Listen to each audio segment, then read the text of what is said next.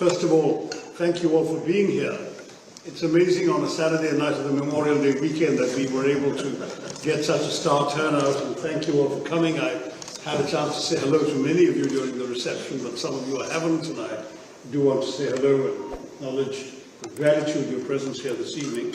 My colleagues and I literally arrived this afternoon, and our first stop was the September 11 Memorial. It was obviously a very moving moment for us, but it was also meant to send a very strong message that we are here in a city which is bearing still the scars of that savage terrorist attack, in the wake of yet another terrorist attack in our own country. Unlike the US, I'm afraid we've had to endure a very much larger number of terrorist attacks in India. But we came both as a reminder that this is a shared problem, but also out of a spirit of solidarity with the victims, who included Indians, as Indra was reminding me, someone, a young Indian working in her own company, was one of the victims of 9/11. Indians, Americans, and very many other nationalities who were affected. It's a global problem, it's a scourge, and we must all fight it unitedly. So that was a very important message to convey, and my colleagues and I did that by going to the memorial and leaving roses on some of the names around the memorial pool. And having done that, we are now proceeding, as has been mentioned already, to 4 other countries before returning to the US, not to New York, but to Washington, D.C., on the 3rd of June, when Congress will come back from its recess as well. So our idea is very much to speak to a cross-section of public and political opinion in each of the countries we're going to about recent events which obviously trouble a number of people around the world and which now have subsided. There is a reasonable amount of calm that's reigning on the border between India and Pakistan today, but the fundamental underlying problem remains, and it's important that we try and enlarge your understanding of our thinking and our concerns about what's going on. So it's for us an opportunity. We will be in every country meeting members of the executive, meeting members of the legislature, meeting think tankers and influential foreign policy experts, and at the same time interacting with the media and public opinion in every one of these places. We're on our way to Guyana tonight, where Independence Day celebrations are about to take place, and we'll be seeing the President and the Foreign Minister and members of Parliament there, and we carry on similar programs in these other countries. Vinay had asked me to say a few words about what happened.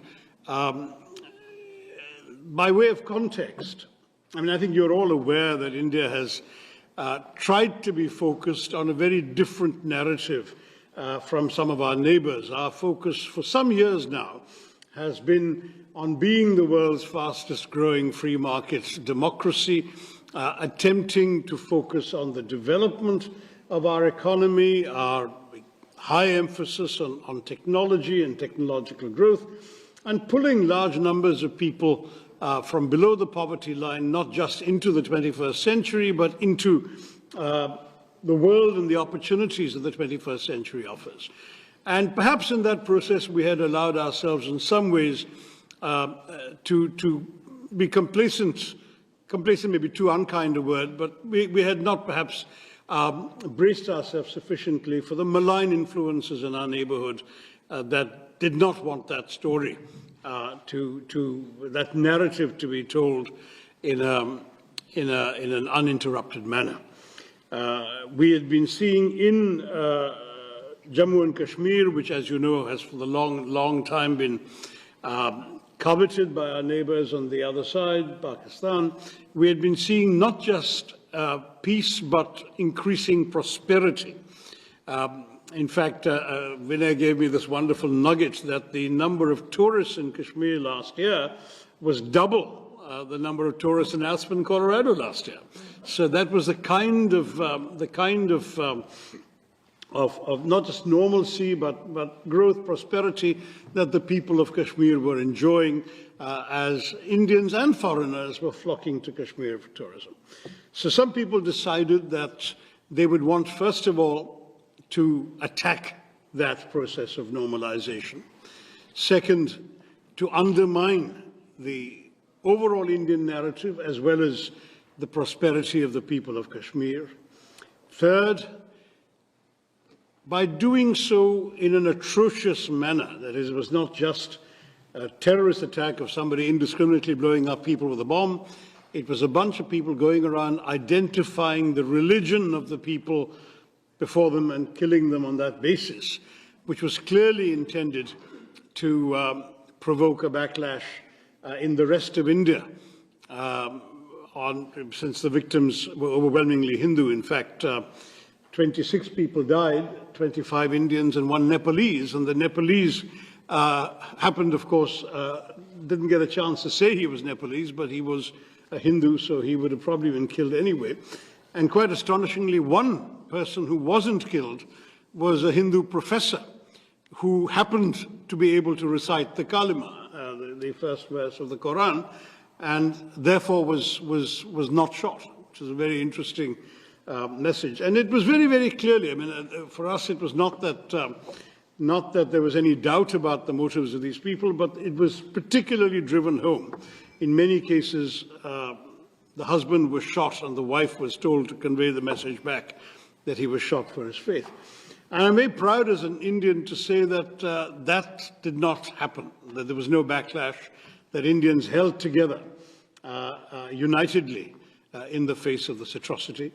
The Kashmiris, who are overwhelmingly Muslim, as you know, were not just completely distraught by what happened, but there was public rejection of this. The next day, the entire state downed its shutters.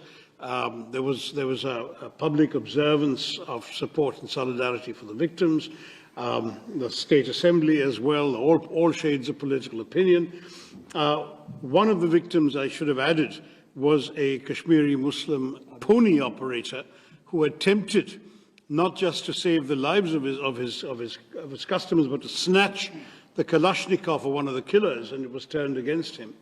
But others, I mean, I had a victim from my state of Kerala, who was a 61-year-old man who was walking in the meadow with his youngish daughter and her twin sons, aged 6, when they shot him. And I went to his home and called on his widow and his daughter and grandchildren. And it was very, very moving when this girl said that though she lost her father that day, she found 2 brothers. And the 2 brothers were 2 Kashmiri Muslim men who took her to safety, protected her sons, and eventually then accompanied her to the mortuary to identify her father's body and bring it back. So I give these examples just to say there was an extraordinary amount of togetherness cutting across religious and other divides that people had tried to provoke. But the message was very clear, that there was a malign intent that I've just spelled out for you.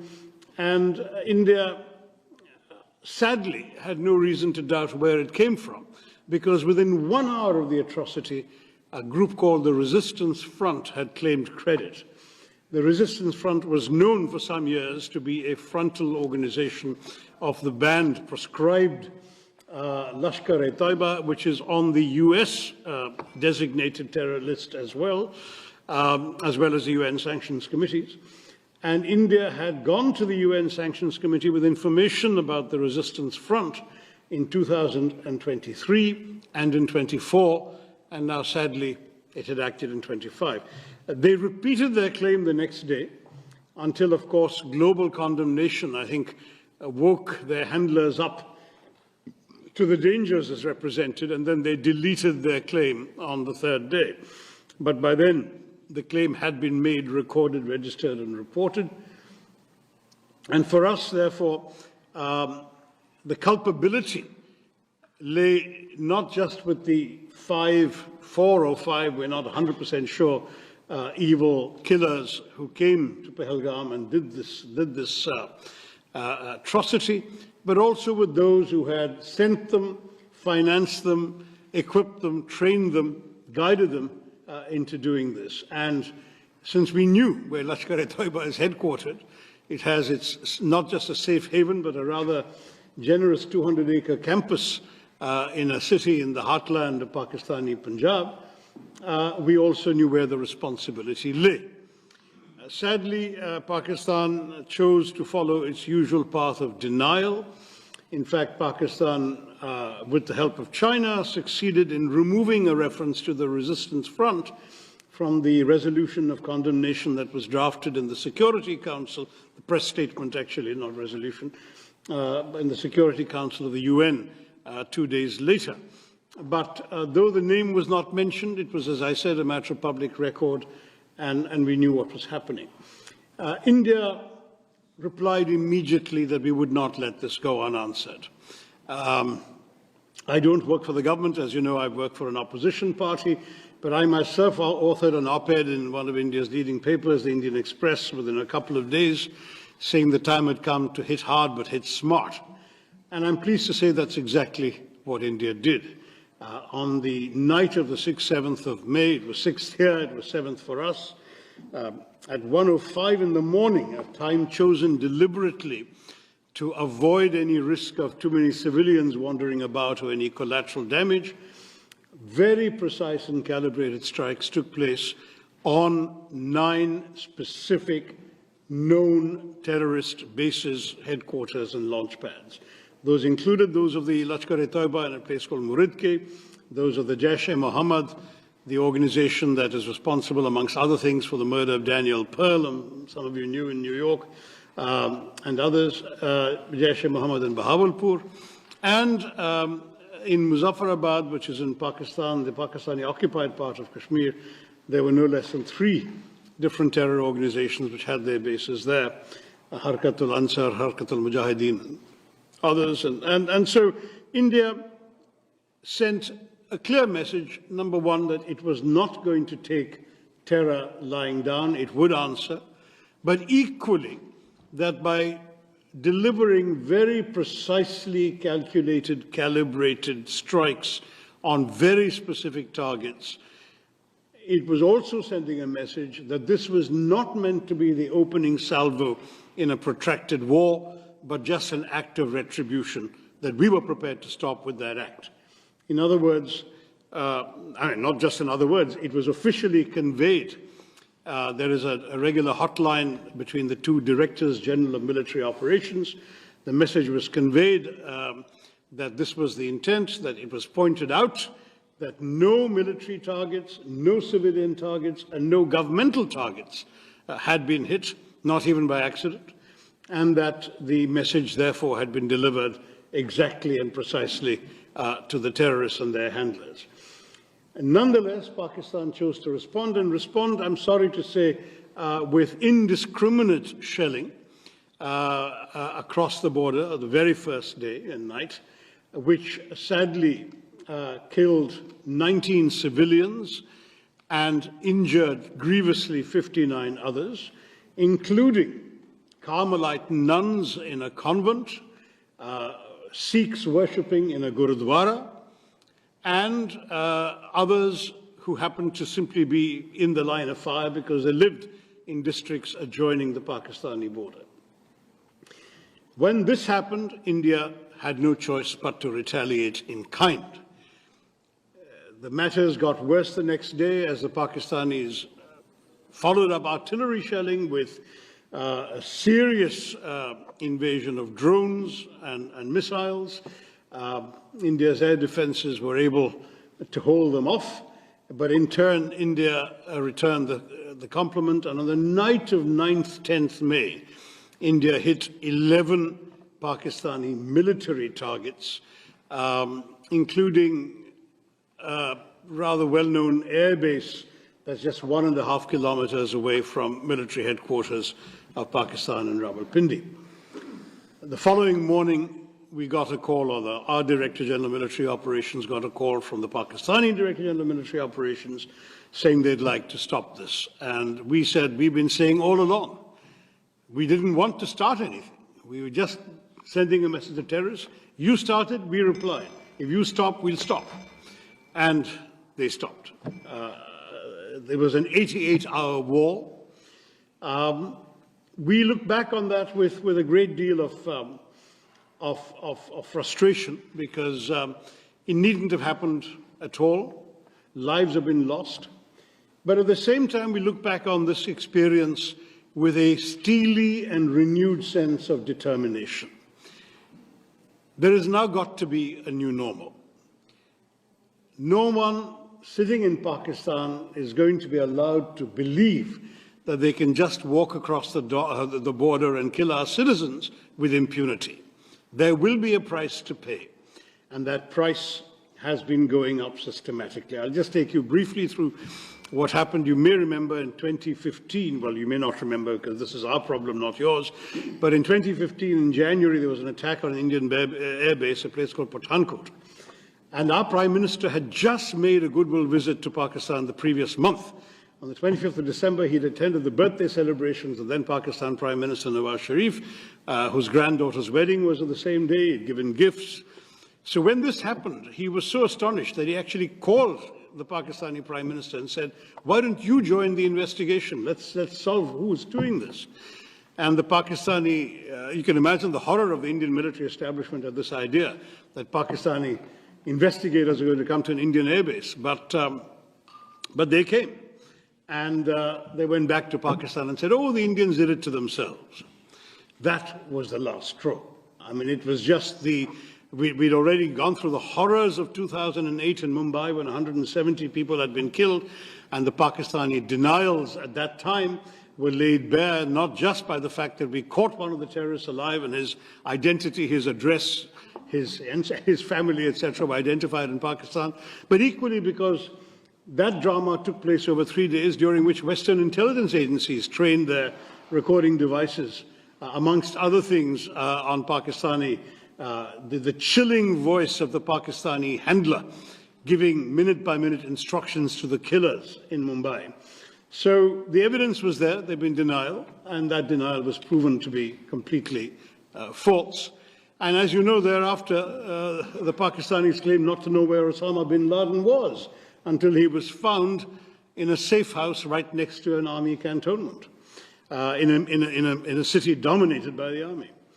This is Pakistan, and I'm afraid for us, 2015 was the last opportunity for them to behave, to cooperate, to really show they were serious about ending terror as they claimed every time that they were.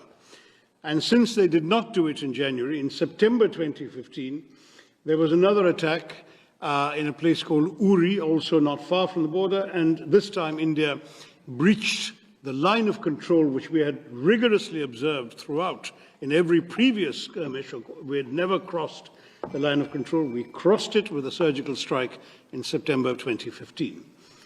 That seemed to calm things down a bit, but unfortunately in January of 2019 there was another terror attack in a place called Pulwama, killing 40 Indians at that point.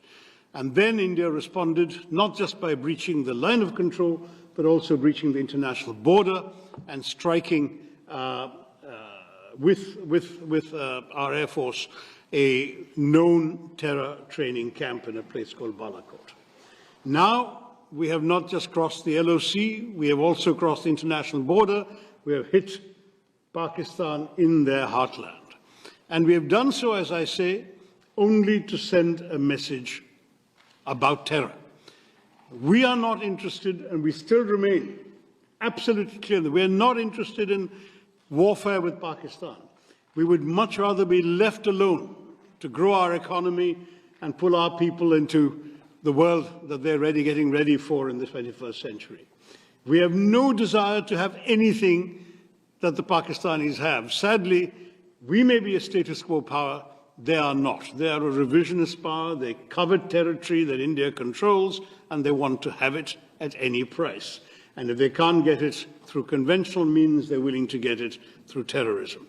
That is not acceptable to us, and that's really the message that we are here to give all of us, all of you in this country and elsewhere. We are determined now that there's got to be a new bottom line to this. We have tried everything, international dossiers, complaints to sanctions committee, diplomacy, even this joint investigation attempt. Everything has been tried. Pakistan has remained in denial. There has been absolutely no conviction, no serious criminal prosecution, no attempt to dismantle the terror infrastructure in that country, and the persistence of safe havens.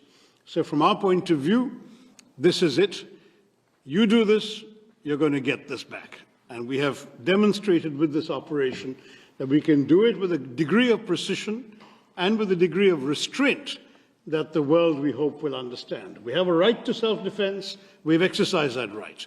We have not done so irresponsibly, and we have not done so in a way that would have warranted a wider conflagration.